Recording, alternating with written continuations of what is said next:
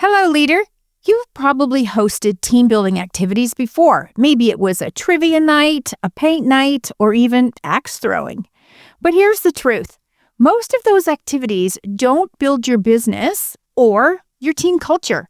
Sure, they can be fun for some people on your team and dreadful for others who find these kinds of group activities anxiety triggering. Today, I'm going to share with you what I believe is one of the best team building activities you can do. It's fun, insightful, and doesn't require any kind of crazy trust falls or improv skits. Nope, it's actually business focused, but perfect for developing your team. Let's talk about it. Welcome to the Stacking Your Team podcast, smart leadership for women who mean business.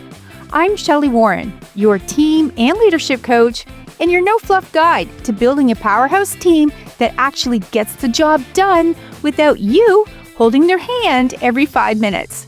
You're not just a business owner, you're the leader now, and I'll help you step up, lead smart, and stop micromanaging. Stick with me and you'll learn how to hire, fire, and inspire a team you lead with confidence and finally get your night and weekends back.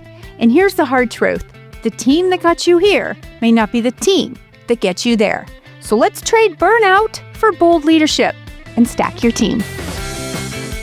My clients spend real cash on hosting team building activities because they know the value in celebrating their team while also deliberately creating time and space to educate and stretch them. Some of my clients have hired Enneagram facilitators, some of them have hired photographers and paid for everyone's wardrobe for new headshots and branding photos. Others have rented out whole hotels to host their entire team for a weekend retreat, while others have flown their remote team members into a big party city to show them a good time. But regardless of the location, the amenities, and the size of the team, every CEO built in thoughtful time to review results, talk about the future, and offer learning opportunities to refine everyone's skills. So coupled with all of this, of course, is time to deepen working relationships with everyone across the team. This truly impacts the collaboration of people who may not interact daily, but collectively, they all add value to the business. Inside the Leadership Lab, we often compare notes, ideas, and contacts for leveling up team building activities and team retreat experiences. And I encourage my clients to share the planning, ownership, and execution of these activities across the whole team. This shouldn't be 100% responsibility of the CEO. No, it's a great way for others on the team to demonstrate their commitment, their creativity, and their care for the team. And the business, of course, especially your leadership team members. So here's one idea that I've talked about during a strategy session with the leadership team member, and I think it's worth sharing with all of you too. So here's the backstory. The CEO had an admin team member who often became frustrated with clients who canceled appointments, sometimes last minute. When he spoke to the client, it was obvious through his tone that he was annoyed. Coworkers overheard these interactions and became concerned. Some intervened, trying to explain the need to be more empathetic with the client and the reason behind the last-minute cancellation, but he dismissed them too.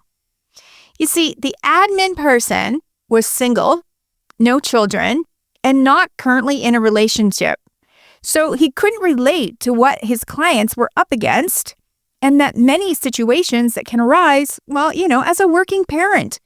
This was also evident in his inability to understand service providers at the practice who sometimes needed to cancel or reschedule sessions due to their own unexpected family needs. He took offense to them, often saying, "People are so inconsiderate," and felt resentful that they were adding more work to his plate to resolve these issues.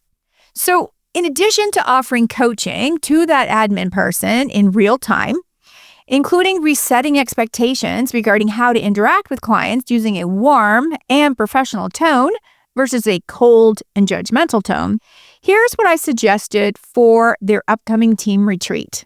By the way, you could also do this with like a monthly lunch and learn. Here's what I suggested. Teach your team service with empathy. So what do I mean by that? Well, we need to teach team members how to anticipate our clients' needs before they even ask, and how to respond with understanding instead of judgment. So why is this so important? Well, because you need your team to see clients as people, not just appointments or a sales transaction. When your team masters this, everything about your team culture and your client experience is going to improve. So here's how you can turn this very real, sometimes daily situation into a teachable moment for your team. Now, you might want to think about adding this to your new hire onboarding too. So you're going to want to start the activity by acknowledging that client care includes the rework that sometimes is necessary when they cancel or ask for a reschedule, or, sometimes those clients who are chronically late. So you want to acknowledge that. Acknowledge that your team is up against this. Next, you're going to move into here's what actually happens behind the scenes when a client cancels, right? Let's kick off that conversation. And you'll have people who are the most impacted by this walk the team through the details. This exercise can be very eye-opening for anyone that is affected by that ripple, but also people on your team that don't really have any idea of what that ripple effect is. Then you'll want to talk about money and productivity, because even if your business has a cancellation fee, it rarely offsets the cost of lost productivity. So that's the cost of unused time, and that can add up, especially in small teams where every billable hour counts. If cancellations happen often enough, it can erode weekly revenue targets and performance metrics. So now comes the compelling part of this whole activity that you could offer at your next team retreat, or, even as a lunch and learn. You're going to move into a conversation about putting ourselves in the shoes of our clients and what's really happening when someone cancels last minute. Now, you're going to do this by having the team brainstorm situations that cause the client to cancel or cause the client to be, chronically late. I'm sure everyone will have their own assumptions about why these things happen, how often they happen, and keep your ears open, because you may have team members who actually talk about specific clients because they've earned the reputation of being a book it and bail client. Next, you're going to look at the actual data. So you've heard from your team why they think this is happening, how often they think it's happening, and they'll probably give you a list of the usual suspects too.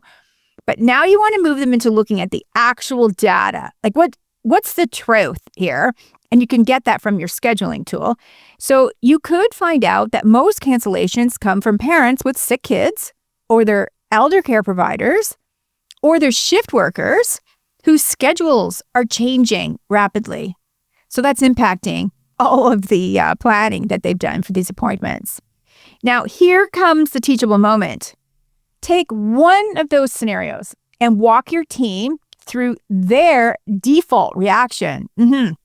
So pick a scenario, start acting it out, or put it up on a flip chart pad, or just, make a pretend person's name and just review what actually happens with this client when they cancel an appointment. And then ask your team to say out loud or even write down what their initial reaction to learning about that, or getting that call, or getting that text message or an email about it.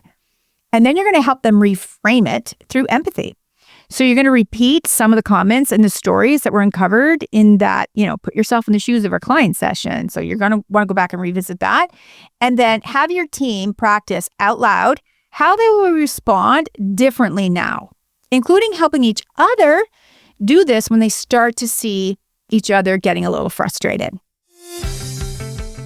So let me give you some examples as to how you could really bring this to life as a team building activity. So here are some scenarios. Let's call this client the late arrival. So here's what happens, right? So it's your 10 a.m. client who shows up at 10:15, and now your team is annoyed. So you want to look at this through the empathy lens. So you could say to yourself, okay, I get it. They're juggling kids, traffic, and childcare duties.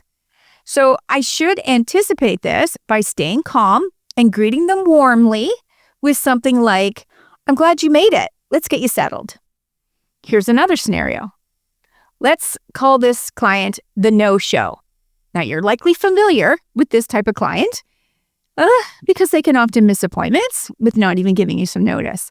So let's look at this through the empathy lens of something probably went wrong, like an illness or a crisis or, some kind of chaos. So you'd want to anticipate, send a kind re-engagement message that balances empathy with accountability. When you know people who often are no-shows, you would want to stay ahead of that, and you could send them, respond to them with something like this. We missed you today. Is everything okay? Let's find a time that works better for you. Here's another scenario. The over-friendly client. And, speaking with my own clients, they tell me that this is a common problem in their businesses. So this client, they linger long after the service is done. So we want to look at this through our empathy lens. So you could, consider yourself, well, maybe this is their only adult interaction that they get all week. So we'd want to anticipate this by teaching your team how to be warm and professional and wrap this client up and move them along, move them out the door. And you can do this by saying something like, it's been lovely catching up. Let's get you checked out so that you can enjoy the rest of your day. And, if you've been listening to the podcast for any length of time, you've heard me when I talk about, best practices to bless and release someone. So you're going to terminate someone. You've heard me use this line. This is actually how I close out that termination conversation. And I literally rise up from my chair and move towards them and open the door. And I do that by saying, let me help you get on with the rest of your day. And it works. It just works. So saying to them, it's been lovely catching up. Let's get you checked out so that you can enjoy the rest of your day. It's subtle, it's friendly, it's warm, and it also moves the person. So here's another scenario that's very real, but we likely don't talk about it too much out loud. Let's talk about the lifestyle clash, right? So this is very, very, very common. So we have team members who quietly judge clients who live differently from them. So the client is wealthier, louder, messier, or trendier. So when we look at this through our empathy lens, you want to realize that by judging them, you're blocking having any kind of a real connection to them. So we need to anticipate this and explain and teach and role model and demonstrate to our team that professionalism means consistent respect for every client, regardless of their background. This is so important to your brand and to your client experience. So you want to take this teachable moment one step further, and you could engage your team in a conversation as to how this can be incorporated into your onboarding training for new hires. So get your team involved in how you can update your rebooking process as well, so that you create simple but compassionate scripts to use when you're communicating with your clients. And this can become a valuable business asset that can help literally turn around the team culture that you have.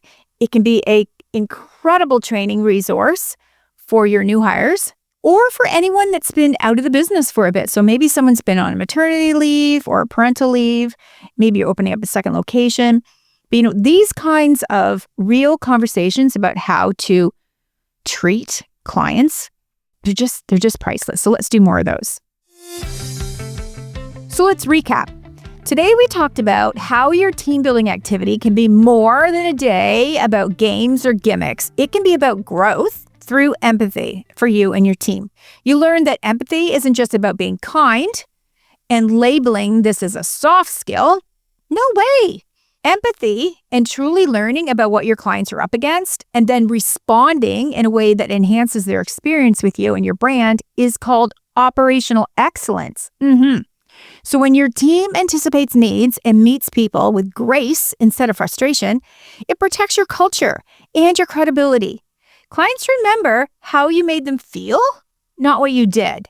This means owning it. And when you fall short and disappoint or offend a client, you've got to own up to it. You want to acknowledge what happened, how it made them feel, even if it wasn't your intention. So here are the facts that you'll be reinforcing when you decide to make this a topic and a real priority for your team. Firstly, frequent cancellations can make your team feel undervalued. Well, it can make them feel like their time doesn't really matter.